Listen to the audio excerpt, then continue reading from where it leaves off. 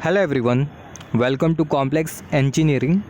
तो अभी हम लोग बात करने वाले ट्रांसमिशन लाइन के क्लासिफिकेशन के बारे में। तो जो ट्रांसमिशन लाइन होती है उसको हम लोग क्लासीफाई करते हैं, जैसे कि लॉन्ग ट्रांसमिशन लाइन हो गई, शॉर्ट ट्रांसमिशन लाइन हो गई, मीडियम ट्रांसमिशन लाइन हो गई। तो जो ट्रांसमिशन लाइन का जो क्लासिफिकेशन है उसी के बारे में हम लोग बात करेंगे।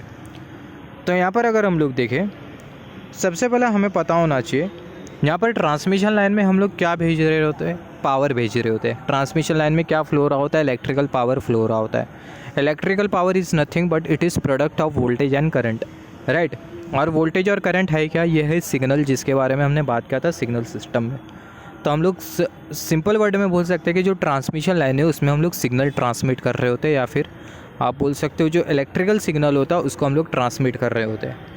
तो यहाँ पर अगर हम लोग देखें, we know voltage is signal, so we are transmitting voltage signal in transmission line. हम लोग ट्रांसमिशन लाइन में वोल्टेज सिग्नल ट्रांसमिट कर रहे होते हैं, राइट। तो यहाँ पर अगर हम लोग देखें, ये आपको पता होना चाहिए, इसलिए मैंने डिस्कस कर लिया। इसके बारे में हम लोग आगे बात भी करेंगे, ट्रैवलिंग वेव्स जब हम लोग पढ़ेंगे तो उसके बारे में तभी हम लोग बात करेंगे कॉन्सेप्ट के बारे में। ट्रांसमिशन लाइन का जो क्लासिफिकेशन होता है वो डिपेंड करता है दो फैक्टर्स के ऊपर। Classification of transmission line depend on two factor.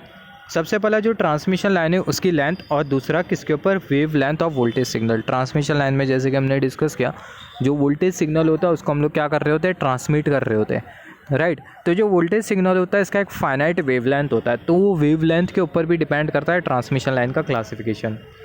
तो जैसे कि हमने डिस्कस किया, ट्रांसमिशन लाइन का जो क्लासिफिकेशन होता है वो डिपेंड करता है ट्रांसमिशन लाइन की फिजिकल लेंथ के ऊपर, और जो सिग्नल हम लोग जो ट्रांसमिशन लाइन से जो ट्रांसमिट कर रहे होते हैं वोल्टेज सिग्नल, उसकी वेव लेंथ के ऊपर। अब ये वेव लेंथ क्या होता है इसके बारे में भी हम लोग बात कर लेते हैं, और ऑलरेडी हमने बात किया भी है। यहाँ पर ये हमने कंसिडर कर लिया कुछ इस तरीके से वोल्टेज सिग्नल, यहाँ पर ये हमने कुछ इस तरीके से कंसिडर कर लिया वोल्टेज सिग्नल। तो ये जो वोल्टेज सिग्नल की जो लेंथ होती है इसी को ही हम लोग बेसिकली बोलते हैं वेव लेंथ। यहाँ पर ये वाला वोल्टेज सिग्नल और यहाँ पर ये वाला वोल्टेज सिग्नल, अगर आप ये वाले वोल्टेज सिग्नल को देखो तो आपको कुछ इतना ट्रैवल करना होगा। सिमिलरली ये वाले वोल्टेज सिग्नल को देखो तो आपको कुछ इतना ट्रैवल करना होगा, पॉजिटिव हाफ फिर ये नेगेटिव हाफ।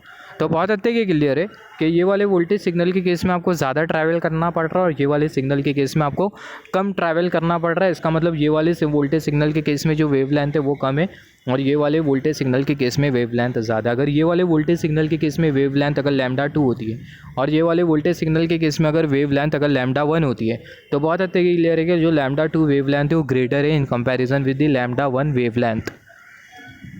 तो जैसे कि नाम से पता चल रहा है वेव की लेंथ, उसी को ही हम लोग बोलते हैं वेव लेंथ। तो यहाँ पर ये जो वेव है इसकी लेंथ कम है, ये वेव की जो लेंथ है वो ज़्यादा है। तो ये वाले केस में हमने वेव लेंथ को नाम दिया λ2, ये वाले केस में हमने वेव लेंथ को नाम दिया λ1। तो λ2 इज़ ग्रेटर देन λ1, तो ये वाले केस में जो वेव लेंथ है वो ज़्यादा है। यहाँ पर अगर हम लोग देखिए, wavelength of voltage signal present in transmission line is calculated by formula lambda is equal to c/f। जैसे कि स्टेटमेंट आपको क्या बोल रहा है, ट्रांसमिशन लाइन में जो वोल्टेज सिग्नल होता है उसकी जो वेव लेंथ होती है उसको कैलकुलेट करने के लिए हमारे पास ये वाला फार्मूला होता है, lambda is equal to c/f।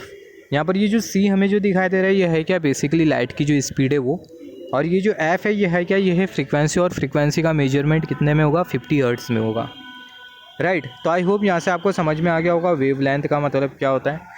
और जो वेव लेंथ होता है ट्रांसमिशन लाइन में वोल्टेज सिग्नल की जो वेव लेंथ होती है उसको कैलकुलेट करने के लिए जो फार्मूला होता है उसके बारे में भी हमने बात किया।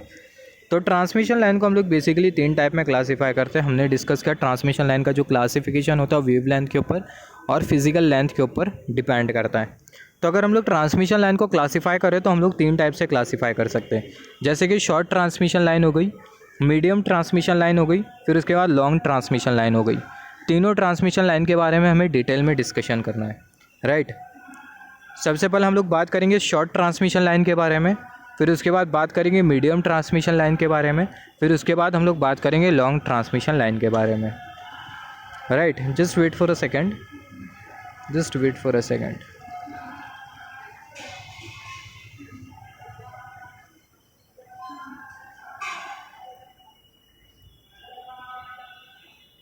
हाँ, तो नेक्स्ट लेक्चर में हम लोग बात करेंगे शॉर्ट ट्रांसमिशन लाइन के बारे में, फिर उसके बाद मीडियम ट्रांसमिशन लाइन के बारे में, उसके बाद वाले लेक्चर में हम लोग बात कर लेंगे लॉन्ग ट्रांसमिशन लाइन के बारे में।